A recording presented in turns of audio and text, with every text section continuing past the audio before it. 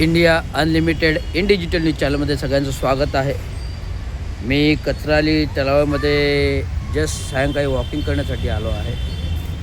आज काय जिमला जायला मिळालं नाही, त्यामुळे वॉकिंग करायला आलेलो आहे. वॉकिंग करता करता ह्या उद्यानामध्ये मला काही महानगरपालिकेच्या वतीने कामे चालू असलेले निदर्शनं झाली.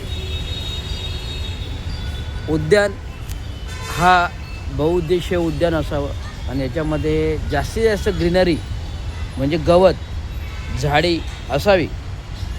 परंतु उद्यान विभागाचे जे काही नामनिर्देशित GR असतील, उद्यानाचे जे काही नामनिर्देशित परिपत्रके असतील, याच्यामध्ये एक मला कळतं की कॉन्क्रिटीकरण करण्यात येऊ नये.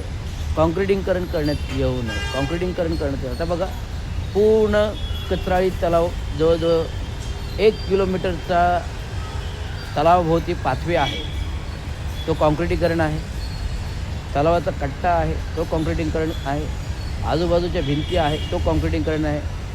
आणि जे मोठमोठाली झाडे आहेत ते मुळापासून पूर्वीपासून फुटपाथला आहेतच, हे दिसतात. ती आपल्याला ही जी झाडं आहेत ते पूर्वीपार आहेत. ही झाडं जी दिसतात ती पूर्वापार जे प्रस्थापित मूळ आदिवासी झाडं आहेत.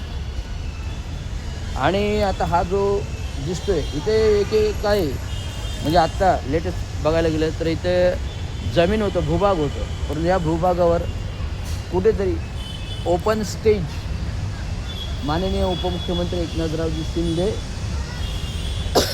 नगरसेविका माजी रुचिता मोरे यांच्या